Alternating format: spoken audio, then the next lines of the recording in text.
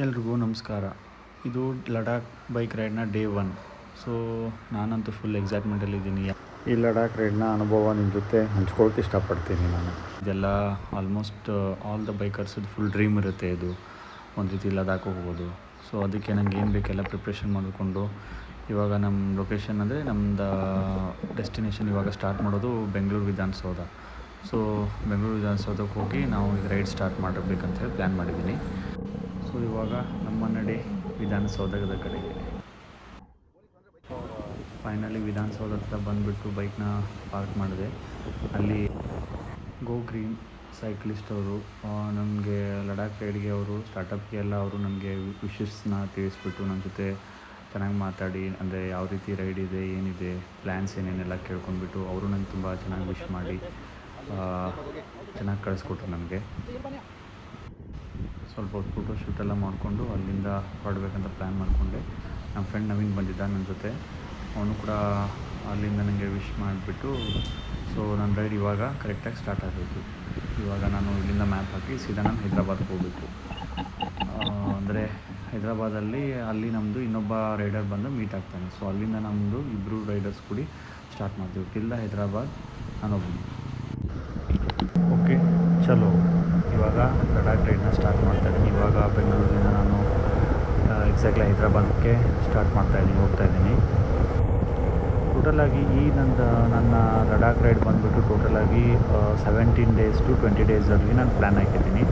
ಅಂದರೆ ಯಾವ ರೀತಿ ಅಂದರೆ ಹೋಗಿ ರೀಚ್ ಆಗೋಕ್ಕೆ 5 days, ಅಂದರೆ 4 to 4.5 days, ಆನಂತರ ರಿಟರ್ನ್ಗೆ 4.5 days, ಅದರಲ್ಲಿ 2 days ರೆಸ್ಟು, ಆನಂತರ 1 week ಲಡಾಖ್ ಅಂತೇಳಿ ನಾನು ಪ್ಲ್ಯಾನ್ ಹಾಕಿದ್ದೀನಿ. ಅಂದರೆ ಈ ರೀತಿ ನಾನು ಪ್ಲ್ಯಾನ್ ಹಾಕ್ಕೊಂಡು ಜರ್ನಿನ ಸ್ಟಾರ್ಟ್ ಮಾಡ್ತಾಯಿದ್ದೀನಿ. ಈ ಟೋಟಲಾಗಿ ನಮ್ಮ ರೈಡ್ಗೆ 5 ಜನ ಮೆಂಬರ್ಸು ಹೋಗ್ಬೇಕಂತ ಪ್ಲ್ಯಾನ್ ಆಗಿತ್ತು. ಬಟ್ ಸಡನ್ನಾಗಿ ಎಂಡ್ ಮೂಮೆಂಟ್ಗೆ ಗೊತ್ತೇ ಅಲ್ವಾ, ಬಾಯ್ಸ್ದು ಏನಾದರೂ ಪ್ರಾಬ್ಲಮ್ಸು, ಅದು ಇದು ಫ್ಯಾಮಿಲಿ ರೆಸ್ಪಾನ್ಸಿಬಿಲಿಟಿ ಅದು ಇದು ಬಂದುಬಿಟ್ಟು ಕ್ಯಾನ್ಸಲ್ ಆಯಿತು.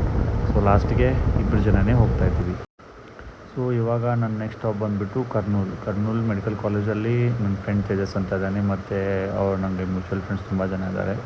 ಸೊ ಅವ್ರಿಗೆಲ್ಲ ಮೀಟ್ ಆಗಿಬಿಟ್ಟು ಇವಾಗ ಅವ್ರ ಜೊತೆ ಆಚೆ ಊಟಕ್ಕಂತ ಹೋಗ್ತಾಯಿದ್ವಿ.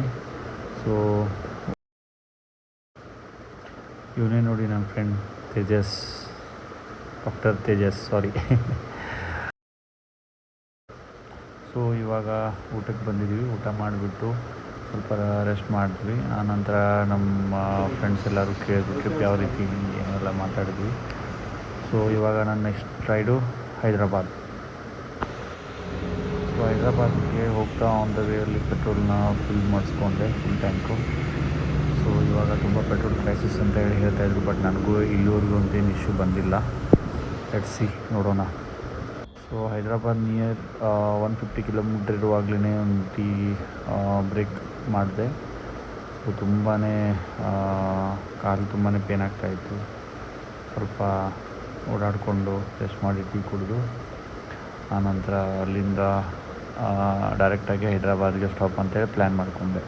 ಯಾಕಂದರೆ ಆಲ್ರೆಡಿ ನನ್ನ ರೈಡ್ ಪಾರ್ಟ್ನರ್ ಆಲ್ರೆಡಿ ಹೈದ್ರಾಬಾದ್ಗೆ ರೀಚ್ ಆಗಿದ್ದ. ಅವನು ಪಾಪ ನನ್ನ ಸಲುವಾಗಿ ವೆಯ್ಟ್ ಮಾಡ್ತಾ ಇದ್ದ, ಕಂಟಿನ್ಯೂಸ್ ಆಗಿ ಕಾಲ್ ಮಾಡ್ತಾಯಿದ್ದ. ಸೊ ಹೋಗ್ಬೇಕಂತ ಹೇಳಿ. ಇವತ್ತು ಡೇ ಫಸ್ಟ್ ಅಲ್ವಾ, ಸೊ ಅದಕ್ಕೆ ಕಾಲು ತುಂಬಾ ಪೇನ್ ಆಗ್ತಾಯಿತ್ತು ನನಗೆ. ಆನ್ ದ ವೇದಲ್ಲಿ ತುಂಬಾ ರೋಡ್ ಕನ್ಸ್ಟ್ರಕ್ಷನ್ ಆಗ್ತಾಯಿತ್ತು, ತುಂಬಾ ಡೈವರ್ಷನ್ಸ್ ಇರ್ತಾಯಿತ್ತು. ಸ್ವಲ್ಪ ಪ್ರಾಬ್ಲಮ್ ಆಗಿದೆ ಹೋಗುವಾಗ. ಸೊ ನೋಡೋಣ ಮುಂದೆ ರೋಡ್ ಯಾವ ರೀತಿ ಇದೆ, ಏನಿದೆ, ಫುಲ್ ಜರ್ನಿಯಲ್ಲಿ ನಿಮಗೆ ಗೊತ್ತಾಗುತ್ತೆ. ಚಲೋ.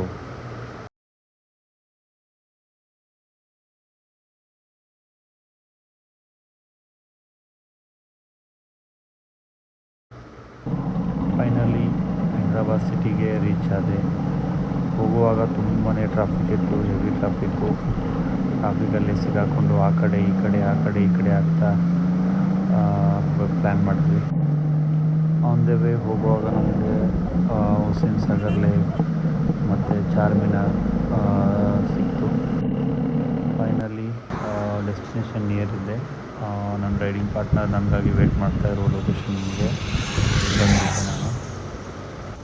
ಪಾಪ ಅವನು ನನ್ನ ಸಲುವಾಗಿ 3 hour ಆಯಿತು ನನ್ನ ಸಲುವಾಗಿ ತುಂಬಾ ವೇಟ್ ಮಾಡ್ತಾಯಿದ್ದ. ಫೈನಲಿ ಮೀಟ್ ಆಗಿಬಿಟ್ವಿ. ರೈಡ್ ಜೋರಾಗಿರುತ್ತೆ. ಸೊ ಇವಾಗ ಊಟ ಎಲ್ಲ ಮಾಡ್ಕೊಂಡು ಬಂದುಬಿಟ್ಟು ಮಲ್ಗೋಕ್ಕೆ ಪ್ಲ್ಯಾನ್ ಮಾಡಿದ್ವಿ. ಸೊ ಇವತ್ತಿನ ಸ್ಟೇ ಬಂದುಬಿಟ್ಟು ನಮ್ಮದು ಪೆಟ್ರೋಲ್ ಪಂಪಲ್ಲಿ ಟೆಂಟ್ ಹಾಕೋಣ ಅಂತ ಹೇಳಿ ಪ್ಲ್ಯಾನ್ ಮಾಡ್ಕೊಂಡ್ವಿ. ಸೊ ಪಾಪ ಪೆಟ್ರೋಲ್ ಪಂಪವರು ಕೂಡ ತುಂಬಾ ಒಳ್ಳೆಯವರಿದ್ದರು, ನಮ್ಮ ಜೊತೆ ಚೆನ್ನಾಗಿ ಮಾತಾಡಿ.